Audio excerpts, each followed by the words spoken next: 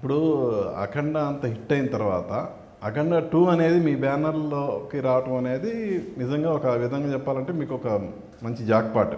డెఫినెట్గా that legend తర్వాత మీ బ్యానర్లో బాలకృష్ణ గారు బోయపాటి కాంబినేషన్లో ఈ సినిమా రావటం, సో అంచనాలు అక్కడే స్టార్ట్ అయినాయి మీకు. అవును. ఇక ఈ సినిమా ఒక్కొక్కటిగా రివీల్ అయ్యే కొద్ది ఇంకా అది పీక్స్కి వెళ్ళిపోతున్నాయి. అవును. సో అసలు ఆ సినిమా మీ దగ్గరికి రావటం, ఈ స్టేజ్కి వచ్చి రిలీజ్ దగ్గర పడటం, ఇవన్నీ ఒకసారి మొత్తం తలుచుకుంటే ఏమనిపిస్తుంది?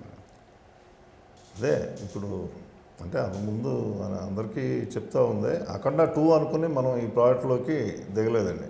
ఓకే. మనం ఫస్ట్ నుంచి Balayya Babu Boyapati combination very powerful combination. ఇప్పుడున్న ఇండస్ట్రీలో I think that is one of the best combination.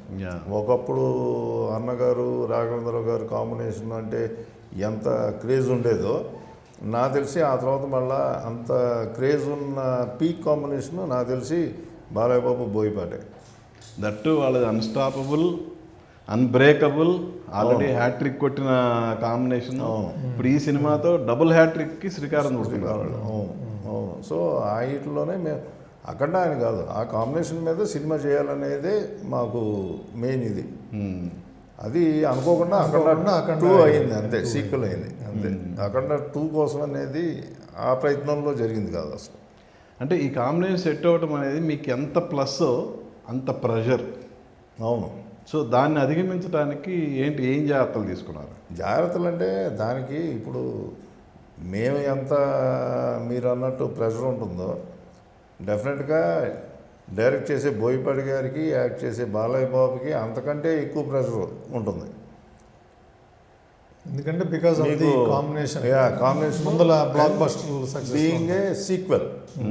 వాళ్ళకి అదేమి ఆషామాషి కాదు. అంత నాకు తెలిసి మాకంటే వాళ్ళ మీదే ఇంకా బరువు ఎక్కువ, ప్రెషర్ ఎక్కువ. బట్ అది కథలో ఉంది, కంటెంట్లో ఉంది, అది తీయటంలో ఉంది. ఇప్పుడు మేము ఆ రా వెర్షన్ చూసిన తర్వాత ఏదైతే అనుకున్నామో అందరం అదే ఫీలింగ్లోనే ఉన్నాం.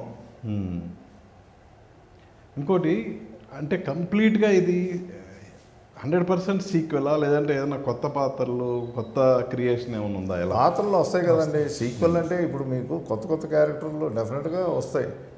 ఇప్పుడు ఎందుకంటే అందులో విలన్ చచ్చిపోయాడు, ఇంకో విలన్ రావాలి కదా, ఎట్లా వస్తాడు?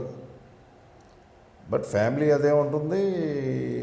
ఇప్పుడున్న పాప పెరిగి కొన్ని కథకి అవసరమైన పాత్రలు దాంట్లో నుంచి కొన్ని వస్తాయి, కథకు తగ్గట్టుగా కొన్ని కొత్త పాత్రలు కూడా యాడ్ వస్తాయి. ఓకే. కానీ అందులో ఉన్న ప్రజ్ఞాజేశ్వాలు ఫస్ట్ ఈ సినిమాలో అనౌన్స్ చేశారు, తను లేకపోవడానికి ఏమన్నా రీజన్ ఏమైనా ఉందా? రీజన్ ఏం లేదండి. అంటే కథ ఫస్ట్ అనుకున్నప్పుడు దానికి, తర్వాత లేకపోతేనే బాగుంటుందేమో అని చెప్పేసి అని అనిపించింది. రేపు మీరు అది చూస్తే మీకు సినిమాలు ఇప్పుడే చెప్పడం కూడా కరెక్ట్ కాదు. సో అది ఆ తర్వాత తీసుకున్న డెసిషనే. అంటే దాని మూలం కథ ఏమి మారిపోలా, బట్ ఇంకొద్దిగా ఎమోషన్ బెటర్ అవుతుంది అనేది రీజన్ అంతే. ఓకే.